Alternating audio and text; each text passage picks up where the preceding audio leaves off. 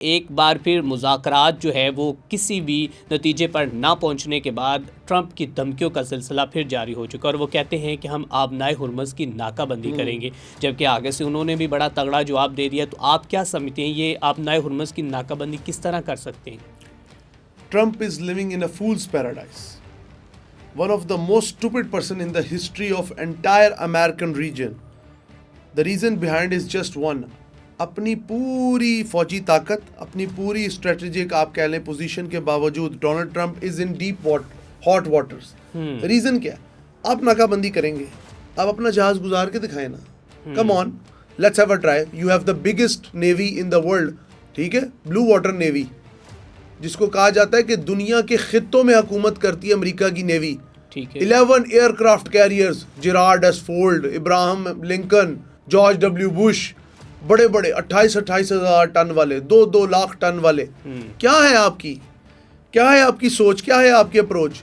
Iran के drones आएंगे और आपको निस्तो नाबूद कर देंगे। ईरान के मिसाइल आएंगे। ईरान ने इतनी ज़्यादा अंडर वाटर माइंस भी छाई हुई हैं, हिला सकें आप उन्हें? दावा करने में क्या जाता है? अरसलान देखें, मेरी एक बात सुने, अमेरिका की तारीख ये साबित करती है कि इस वक्त अमेरिका अपनी तारीख के, जिस तरह पाकिस्तान 78 साल से नाजुक मोड़ पे है ना, अमेरिका पहली बार in the last 300 years they are on the, you can say, verge of broken pieces. वो एक ऐसे लेवल पे खड़े हैं कि उनका मुल्क किसी वक्त भी टूट सकता।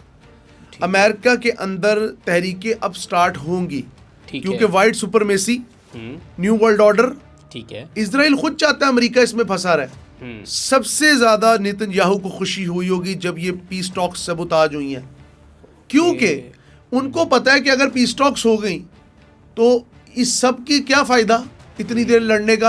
ईरान तो ताकत साबित हो गया, रिजीम चेंज भी नहीं हुई, स्टेट ऑफ हॉर्मुज़ भी नहीं खुला, ईरान वहां से अपना टोल टैक्स भी ले रहा है, चाइना को भी फायदा हो रहा है, पाकिस्तान पीस टॉक्स में चैंपियन बन गया। इंडिया और इजराइल को क्या मिला? बाबा जी का ठुल्लू। अल्फाज का चुनाव करते हुए मैं ये साबित करना चाह रहा हूँ कि इस वक्त डोनाल्ड ट्रंप जितनी मर्जी बड़ी स्टेटमेंट दे लें, हम नाकाबंदी कर देंगे, हम ब्लॉक कर देंगे, वी हैव द बिगेस्ट नेकी, okay, let's have a try, come on, show the people, show the world, come on, come in the battlefield, send your warships and you will see a befitting reply from the state of Iran and from the पासदारान इनकलाब।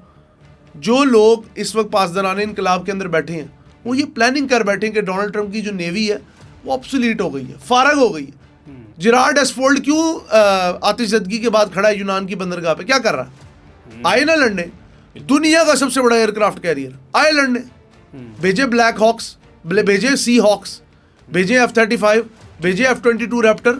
तो हमसा इनके पास strategy क्या है Iran के पास कि इतने इतने बड़े जहाज़ों को और दुनिया के सुपर पावर जो है अमेरिका, उसके साथ टक्कर, आखिर स्ट्रेटजी क्या है? देखिए, उनकी स्ट्रेटजी बिल्कुल सिंपल है। एक तो उन्होंने एक कमांड एंड कंट्रोल सिस्टम नहीं रखा, उन्होंने कमांड डिफरेंट किस्म के जो अपने मिलिट्री के जो ओहदेदारान हैं, मिलिट्री के जो आप कह लें पोजीशन होल्डर्स लोग हैं, उनके दरमियान बांट दिया और उन्हें बता दिया कि अगर आपको ऊपर से कमांड ऑर्डर ना भी दे तो आपने क्या करना है। अच्छा, तो ईरान की जो कमांड है वो उनके सूबों में फैली पड़ी, ठीक है। On the other hand America central command पे काम कर रहा है, सेंटकॉम के अंडर काम कर रहा है, उनके डिफरेंट जनरल्स हैं, अभी पीछे 2 को हटाया भी है, ठीक है। तो कहने का मकसद ये है, इस वक्त ईरान की पोजीशन इसलिए स्ट्रॉन्ग है, एक तो उनकी मिसाइल टेक्नोलॉजी बहुत स्ट्रॉन्ग है, दूसरा वो ड्रोन कैपेबिलिटी से 20-30 हज़ार डॉलर के ड्रोन से वो मिलियंस ऑफ डॉलर का जो एयर डिफेंस सिस्टम है वो तबाह कर रहे हैं। दूसरी तरफ अमेरिका इस वक्त अकेला पड़ता नजर आ रहा है। आप यूके की अभी बात कर रहे थे, केम स्टार्मर की बात कर रहे थे, यूके ने हाथ उठा दिए, बिल्कुल, हम नहीं इस जंग का हिस्सा बनेंगे, बिल्कुल, ठीक है। फ्रांस, उन्होंने ये भी कहा है कि अब नाए हुर्मुज़ खोलने में भी हम उसके अंदर कोई इंटरफेयर नहीं करेंगे। Nobody damn bothers about Donald Trump, nobody damn bothers about Jared Kushner, Steve Witkoff, Pete Hegseth and all the other ministers of America who are properly involved in this war, because ये हमें लग रहा था कि वो NATO को लेके आएंगे, नॉर्थ अटलांटिक ट्रीटी वाली ऑर्गेनाइजेशन वाली कंट्रीज आएंगी और वो आके दोबारा जिस तरह पहले अफगानिस्तान पे, इराक पे, लिबिया पे, शाम पे, अफगानिस्तान पे, सब पे चढ़े, इस पे चढ़ जाएंगे। लेकिन स्टोरी इज डिफरेंट। बिल्कुल, डोनाल्ड ट्रंप शुड रियलाइज कि वो एक 80 साल के एक पागल इंसान है जो कि मुज़ाकरात के वक्त बैठ के UFC की फाइट देख रहे थे मियामी के अंदर। ये उनकी सीरियसनेस का हाल है। कि पाकिस्तान के अंदर मुज़ाकरात हो रहे हैं, जेडी वेंस पाकिस्तान आए हैं, 10 जहाज आए हैं, 133 गाड़ियां आई हैं, bomb proof, bullet proof, anti satellite warfare का सिस्टम लगा है कि जी कहीं हमारा कुछ प्रॉब्लम ना हो जाए हमारे नायब सदर को, वाइस प्रेसिडेंट को। और वो बंदा बैठ के मियामी में बैठ के देख रहा है। ये अमेरिका के लिए तबाहकुन प्रेसिडेंट साबित हो रहा है। He is just working like Narendra Damodar Das Modi. 2014 से जब से वो इंडिया में आया, इंडिया में अदम बर्दाश्त बढ़ गई है, मुसलमानों का कत्लेआम बढ़ गया है, एब्रोगेशन ऑफ आर्टिकल 370 35A हो गया है, कश्मीर का स्पेशल स्टेटस छीन गया है, मुसलमानों को थर्ड क्लास सिटीजन डिक्लेयर कर दिया गया। लेकिन बाबरी मस्जिद ढा दी तुमने, राम मंदिर खड़ा कर दिया, लेकिन आज भी ला इलाहा इल्लल्लाह मोहम्मद रसूलुल्लाह की आवाज को नहीं रोक पाए। बिल्कुल। And you can not stop Islam. इस्लाम की फितरत में ही लचक है, जितना दबाओगे उतना उभरेगा। बिल्कुल ऐसे। बिल्कुल। ईरान ये साबित कर रहा है। आपने काली बाग साहब को बुलाया, आपने अब्बास इराक़ची को बुलाया, क्या हुआ? Do you think they are afraid? और this is rubbish. Donald Trump का ऑफिस तो मजाक है, व्हाइट हाउस से आने वाली हर स्टेटमेंट मजाक है। बिल्कुल ठीक है, और दुनिया इसको मजाक समझ भी रही है। yes. हमजा, आपके एनालिसिस के मुताबिक अगले आने वाले वक्त के में जो ईरान को तो धमकियाँ लगाई जा रहा है ट्रंप, और कह रहा है कि मैं ये कर दूं, लेकिन ट्रंप के अपने ही घर के अंदर वो आग के शोले जो हैं वो एक वक्त आएगा कि वो लावा फटेगा और इसको अपनी लपेट में ले लेगा। कब तक आपको लगता है कि रजीम चेंज होने वाला है अमेरिका के अंदर और आवाम जो है वो सड़कों पर आने वाली है? आगे इलेक्शन आ रहे हैं, ठीक है, mid term election. Secondly, JD Vance बड़ा अक्लमंद आदमी, ठीक है, वो अभी भी कोशिश कर रहा है, क्योंकि देखें उसका बचपन था broken home. He was author of a book जो कि बहुत बेस्ट सेलिंग बुक थी, ठीक है, बिल्कुल ठीक है। सेकेंडली, अमेरिका के अंदर पीट हेग्सेट नाम का वॉर मिनिस्टर है, जो कि वॉर मॉन्गरिंग करता है, जो कि मुसलमानों को कत्ल करना चाहता है, तौर पर वो जी, जिसने अमेरिकन क्रूसेड बुक लिखी, जिसकी बॉडी पे मौजूद टैटूज किस चीज की निशानदेही करते हैं।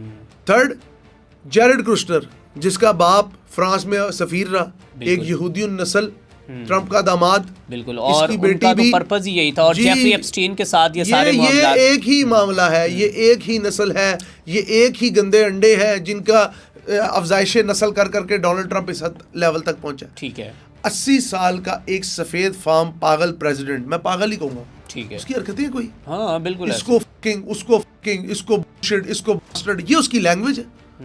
ये फर्स्ट वर्ल्ड कंट्री का प्रेसिडेंट है। ऐवी नहीं कहते America the land of bastards, हराम खोरों की जगह, लैंड ऑफ अपॉर्चुनिटीज नहीं रहा, लैंड ऑफ खुद बनाया इन्होंने। बिल्कुल, बेशक इस पे बीप लगवा दिएगा, लेकिन मैं तो बार बार कहूंगा, आपका कोई मेयार रहा है? आप कहते हैं हम अपनी नेवी के जरिए हम बड़े माइट हैं, और क्या माइट है आपकी यार?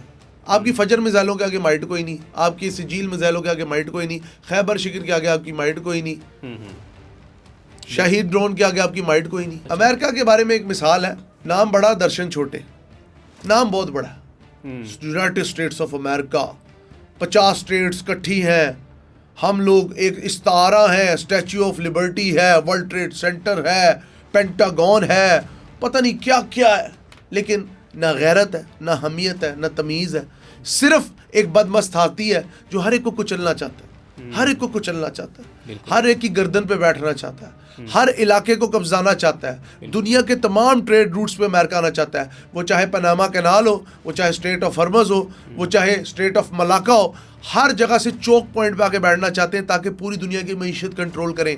दे want to control the world by their own hands which is bleeded by capitalism. वो सरमायादाराना कुत्ता निज़ाम जो आम आदमी को किसी अमीर आदमी के डेवड़ी का जानवर बना के रखता है, जो कि ग़ुलामों की ट्रेडिंग करती हैं, ये वही अमेरिकन है जो ब्लैक स्लेव्स की ट्रेडिंग करते थे, अफ्रीका से ला के उनकी बुरे तरीके से उनको जीटोज में रखते थे, उनको टाउन्स में रखते थे। You know what is the meaning of township? हमें लगता है हमारे मुल्क में लगा टाउनशिप ऐसी जगह होती थी जिधर इन काले ग़ुलामों को रखा जाता था, इनसे गैर इंसानी सलूक किया जाता था, इनके जिस्म को दागा जाता था, इनके ऊपर दवाइयों के ट्रीटमेंट किए जाते थे। This is what America is. Penicillin का जब एंटीबायोटिक बनाती थी सबसे पहले इन्हीं लोगों पे तो तजर्बे किए थे। बंदरों के बाद इनके नज़दीक ब्राउन स्किन वाला इंसान जानवर है, उसके ऊपर हर किस्म का तजर्बा करते नहीं। केमिकल वेपन्स हमारे ऊपर यूज़ करते नहीं, इराक में बायोलॉजिकल वेपन्स यूज़ नहीं कर रहा इसराइल। क्या मकसद है? आप और मैं इनके लिए इंसान नहीं है, we are like humans for them, not humans for them. बिल्कुल ऐसे। अपने लिए इनके हैं सारे ह्यूमन राइट्स ऑर्गेनाइजेशन और ये WHO का तो ये इंसिग्निया उसमें सांप लिपटा हुआ है।